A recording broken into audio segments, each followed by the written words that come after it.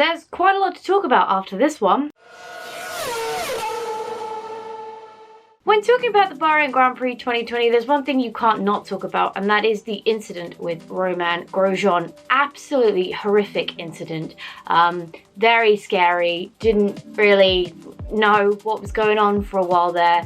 Absolutely delighted to see him get out, and very importantly, get out and get away with literally just burns on the back of his hands. Now, I'm not saying that this isn't a bad incident because he got away with it. I'm saying it's an absolute miracle that he got away with such little incident, or such little injury, sorry, considering the magnitude of the incident itself.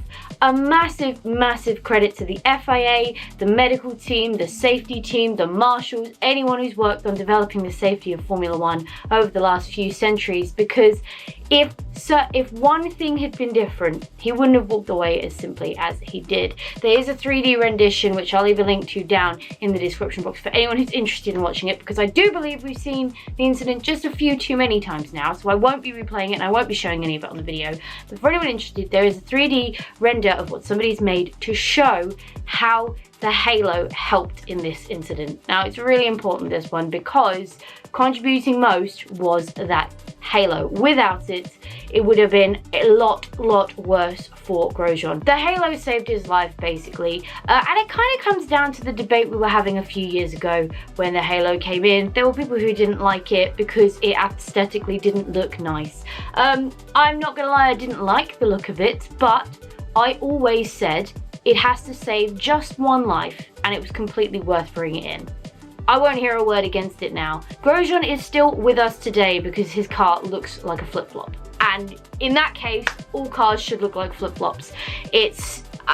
You can't argue it. When a safety device performs exactly how it's supposed to and enables a driver to walk away from a horrific crash that by definition of any other kind of logic should have made him come out a lot worse than he did. He didn't even have any smoke inhalation, and he was in the car in the flames for 18 seconds. You cannot fault anything on that car. The survival pod, the halo, everything worked as it should have. The car broke apart in the way it should have. And that is why these safety features come in. That is why so much money goes into developing these cars every year to make them as safe as possible, so that more and more drivers walk away from incidents that they shouldn't really be able to. So a massive congratulations. I must tip the hat to Dr. Ian Roberts and Alan van der Meer as well for running into the flames with no face coverings on their helmets to make sure Grosjean got out. Absolute stellar bravery from that team as well. I also want to just end this little bit by wishing Romain Grosjean a speedy recovery. He will not be in the car this weekend for the Sakhir Grand Prix, but hopefully we'd love to see him back in the car for Abu Dhabi to finalise and finish off his Formula One career, probably in a much nicer and better way than it currently has been ended. He's doing all he can to get back in the car, so a massive fingers crossed that we get to see him back for the finale in 2 weeks' time. Which also, if he does make it back to that, after the incident, is a miracle in itself. We also, when we had the restart, we had another incident with Stroll being tipped. Once again, showing the halo, doing what it should be doing. I won't hear a word against it. So that was a shame for him. The race itself was kind of a little bit mundane, a little bit boring, I think, when everything kind of settled down. Hamilton disappeared off into the distance as expected. No one could catch him. Verstappen tried, but there just wasn't really anything to it. So another win for Hamilton. And I think as well the tyres played a bit of a role in the race itself, but it wasn't necessarily as much of a thing. For example, Sainz managed to make the soft tyres last for nearly 20 laps. And they didn't really seem to be losing much performance. So different cars handle the tyres differently, obviously, in different wear levels, but all in all, a bit of a dull race after the start. I don't want to downplay that too much. A good drive from Albon. Really, one of the things in motorsport is to be in the right place so that if anything befalls your competitors ahead of you, you are there to pick up good points. And that's exactly where Albon positioned himself this weekend. I think he did a good job. He definitely, I don't think we've seen him really put the car in that kind of position before, because if there has been any misfortune up in the front of the field, he usually hasn't really been there to optimise or capitalise on that opportunity. So good to see him doing that. I still don't think it's enough. I think after Turkey. Turkey was the race to me where I thought, nah, that's it, you've just lost that drive. So I do still expect to see him announced next to Pierre Gasly in AlphaTauri for 2021.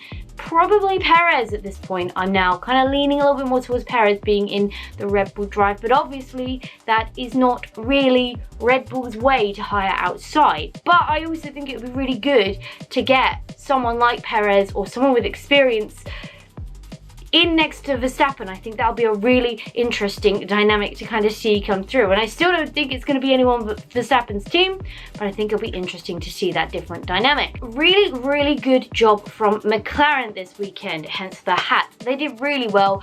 Massive shout out to Carlos Sainz, driving up the field from 15th to 5th at the end, really optimizing that odd strategy with starting on the soft. The strategy worked out really, really well for them. They've got some really good points in the Constructors' Championship, now 17 points ahead of Racing Point. Now that is going to be the race to keep an eye on looking into the next couple of races. It's close between Bottas and Verstappen for second, which is kind of due to Bottas's sudden lack of performance anywhere in the last few races. We've also got a close race for fourth in the championship, and I think there's a close race for sixth as well in the drivers. So a couple of different battles, couple of different races going on in the championship. It's not all over yet. Another good drive from Pierre Gasly, just showing again, really consistent driving from him, really good performance in the car. I think he vibes very well with that AlphaTauri. I still think he needs to try and find his exit strategy before it's enforced upon him, but at the moment he's kind of safe in the fact that Red Bull don't really have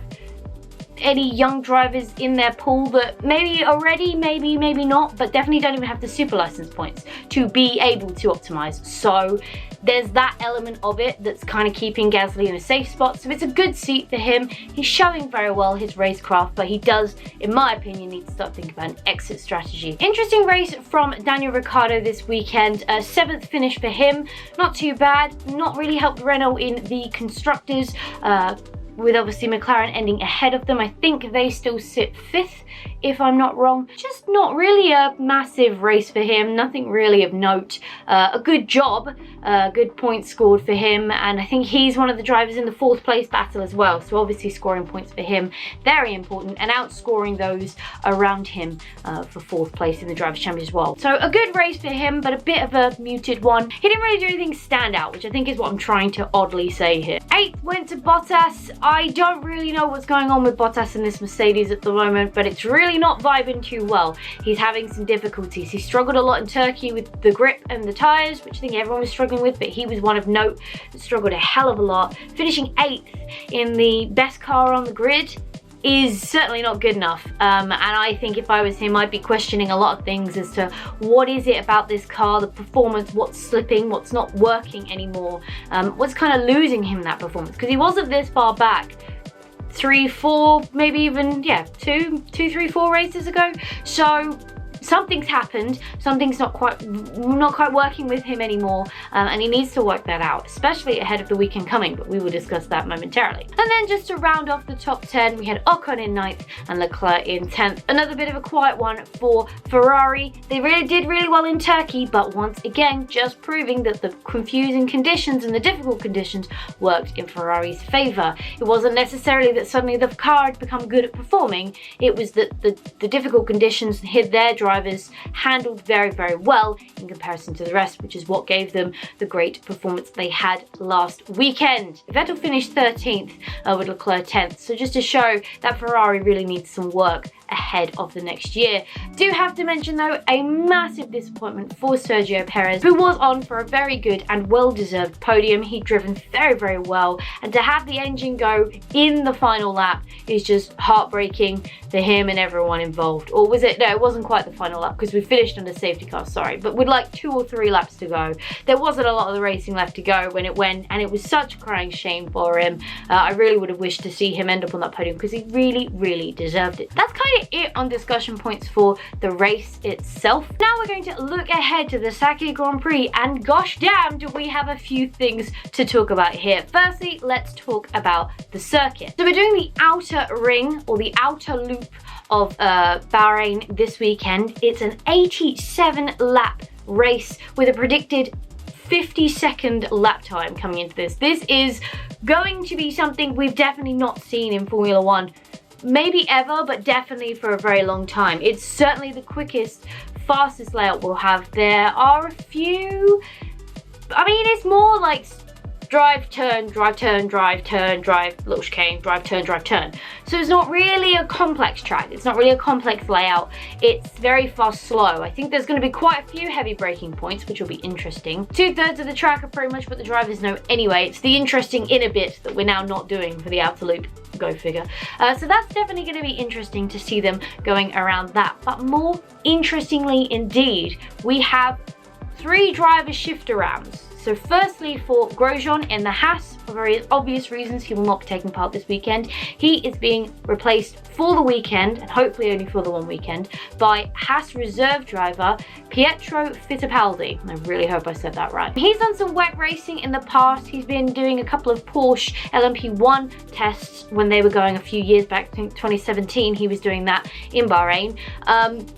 So he's got some good driving, he's got some good works driving. He's been with Haas for a couple of years, and I think he's been their test or reserve driver since at least 2018. I might be wrong on that, apologies if I am. But he's been with the team for a little while. He's always at the races, obviously, for this very reason. So it's going to be interesting to see how he does, because as far as I am aware, he hasn't had a lot of on-track experience with the car. We don't really have any kind of parameter or point of reference for him going into the weekend. So it's going to be very interesting to see how he performs. Second change, and this one I kind of did, well, I didn't see this coming, but we'll explain why in a minute. Unfortunately, Lewis Hamilton has tested positive for COVID-19. Luckily, he's only showing mild symptoms, so hopefully he'll complete his isolation for 10 days. He'll be well and good, ready to come back for the final race in Abu Dhabi, back into his seat. That would be good to see. You don't want to see anyone go out of the sport, especially in this way. No, don't want to see anyone go out with illnesses, so wishing him a speedy recovery as well. But in his place comes, slightly surprisingly, George Russell. I cannot remember the last time I was this excited about a Formula One race, because I am so excited for this weekend for George Russell to be in that car. And I think, to me, it's going to be interesting, like, if he comes in and gets the podium or nay wins it, that's just going to be absolutely incredible. And that's a lot of pressure to put on him, and you know, if he doesn't, that's really not a problem. I don't think anyone's really expecting him to. For me, the interesting point is going to be him in comparison to Valtteri Bottas, because obviously at the moment the reason Russell is not in the full-time Mercedes drive is because Bottas is taking up the second seat. There's been big debates this year and last year about whether Russell should have been moved up and Bottas moved out in place for him, but that's never happened. Debates as to why, you've heard them all, I'm sure. There's certainly a reason somewhere that someone is probably not telling us that would make everything make a little bit more sense. But lo and behold, this is where we are at the moment. And I think it's going to be really interesting, because if Russell comes in and performs really well and outperforms Bottas, importantly, that's going to raise a lot of question marks towards the Mercedes team. And if I was Russell's driver management team and he does outperform Bottas, I'd be like, hi guys, remember us? We're the people who came in, had 3 days to learn your car, just 100 minutes on track with it, and still outperformed your current regular driver. Do you want to talk to us again about that second seat? Because to me, that's kind of a no-brainer. If I was Stoffel Vandoorne, however, I would be slightly irritated by this, because he is coming from his Formula E test, which finished yesterday, to Bahrain, and he is currently Mercedes reserve driver. If I was Vandoorne, I'd be quite confused as to why Mercedes had gone and pulled another driver from another team rather than put me in the car. So definitely some questions to be had there. And finally, with Russell moving out of Williams, which is the reason why I didn't think Russell was going to get the Mercedes drive for the weekend, Jack Aitken comes from F2 and will be racing in his first F1 race. Massive, massive thing for Aitken. Really looking forward to seeing how he's going to go. He's been with Williams, I think, now for 2 years. I think this is his second year with him. But also, Aitken will still have his last races of the Formula 2 Championship to take part in as well this weekend. So it's going to be a very, very busy card for him. It's going to have a lot on his plate. But I'm very, very excited for the weekend coming. Do let me know what you think about last weekend just gone and about this weekend coming, because we're in the midst of it now. We're halfway through the final triple header, or nearly halfway through the final triple header. We're coming into the second to last race, the penultimate race of the season. The Formula One season is coming to a close, and I want to know your thoughts. I want to hear what you're thinking. So do let me know down in the comment section down below, and I will definitely check those out and have a lovely discussion with you down there to kind of talk about these points and expand on them. But for now, thank you so much for hanging out with me today. It's been an absolute blast. As always, if you enjoyed this video, go show that like button some good old-fashioned love. And if you want to support the channel, go hit subscribe and ring that bell so you don't miss the next time I upload a video. Stay awesome, and I will see you all in the next video.